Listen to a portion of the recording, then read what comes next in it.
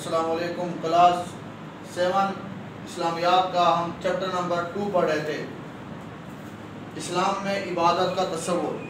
آپ دیکھیں، اپنی بک کھولیں اور دیکھیں چیپٹر نمبر 2، اسلام میں عبادت کا تصور۔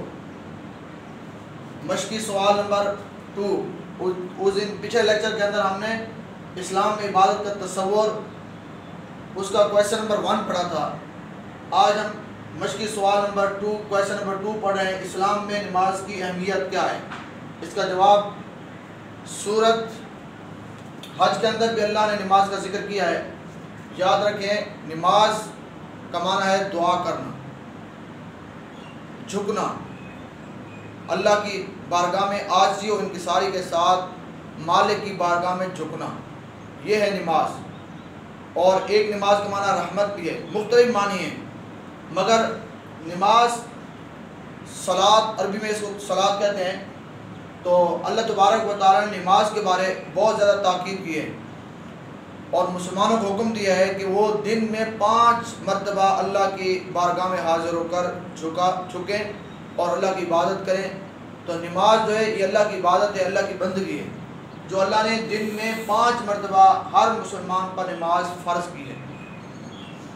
تو اللہ نے جب فرض کی ہے تو اس کی فرائض اور اس کو ادا کرنا، اس کی ادائیگی جو ہے وہ ہم پہ لازم اور واجب اور فرض ہے۔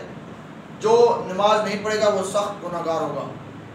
اللہ تبارک و تعالیٰ نے سورت حج، آپ کی بکوں پر سورت حج کی آیت نمبر 77 دی ہوئی ہے، وہ آپ دیکھ لیں۔ آیت نمبر وہاں 77 دی ہوئی ہے، اس کا ترجمہ دیا ہے، بک سے آپ یاد کریں ترجمہ۔ آیت میں نے لکھ دی ہے، یا الذین آمنوا، اے ایمان والو، ارکو وسجدو، تم رکوع کرو، وسجدو اور سجدہ کرو، وعبدوا ربکم اور اپنے رب کی عبادت کرو، وفعلوا اور کام کرو، الخیر بھلائی کے کام کرو، نیکی والے کام کرو، لعلکم تفلحون تاکہ تم کامیاب ہو جاؤ۔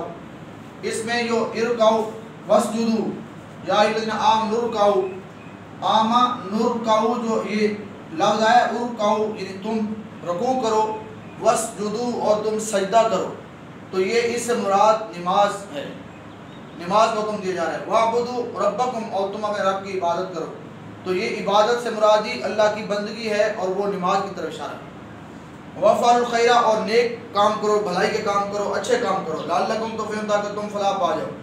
اسی طرح آیت نمبر اللہ تبارک و تعالیٰ نے سورۃ بقرہ کی ایک آیت ہے، میں نے لکھ دی ہے، اس کے اندر بھی فرمایا وَأَقِیمُوا الصَّلَاةَ اور نماز قائم کرو، وَآتُوا الزَّکَاةَ اور تم زکوٰۃ دو، وَارْکَعُوا یہاں بھی ادھر بھی ارکعوا تھا اور ادھر بھی وارکعوا مع الراکعین اور رکوع کرنے والوں کے ساتھ رکوع کرو، یعنی جماعت کے ساتھ نماز پڑھو۔ یہاں جماعت کا حکم دیا جا رہا ہے، جماعت کے ساتھ نماز ادا کرو، یہ یہاں بھی نماز کا حکم ہے۔ تو یہ اللہ کا حکم جو ہے، جو حکم جو ہوتا ہے وہ وجوب کے لیے ہوتا ہے، اس سے یہ چیز فرض ہو جاتی ہے۔ تو ہم مسلمانوں پہ یہ نماز فرض ہے، اس کی اہمیت نماز کی اسلام کے اندر جو ہے وہ اجاگر ہو رہی ہے کہ قرآن کے اندر اللہ نے بہت سے مقامات پر نماز کا ذکر کیا، بار بار تاکید کی ہے، نماز پڑھو، نماز پڑھو، نماز پڑھو، نماز قائم کرو، اور اسی طرح زکوٰۃ کا بھی ساتھ اکٹھا ذکر کیا۔ تو کم و بیش لگ بھگ بہت سے مقامات پر، 700 مقامات پر اللہ تبارک و تعالیٰ نے بار بار حکم دیا ہے کہ تم نماز قائم کرو، نماز پڑھو، نماز پڑھو۔ تو اتنی اہمیت تھی تب تو حکم دیا جا رہا ہے۔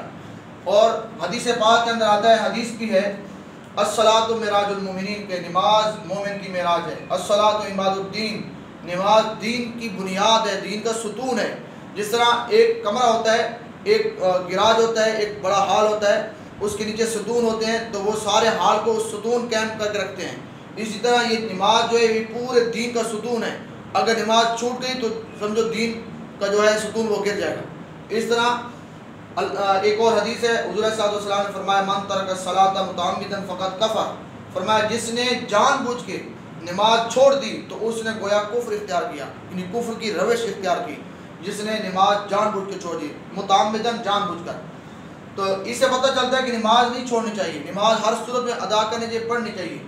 تو نماز کے متعلق یہ جو سوال ہے اس کا جواب میں نے آپ کو قرآن اور حدیث کی روشنی میں سمجھا دیا ہے، آپ کی بکوں پر بھی دیا ہے تھوڑا سا، وہ بھی آپ پڑھ لیں اور ادھر سے بھی یاد کر لینا. اس طرح آپ کا یہ سوال اسلام میں نماز کی اہمیت یہ مکمل ہو جائے گا. السلام علیکم.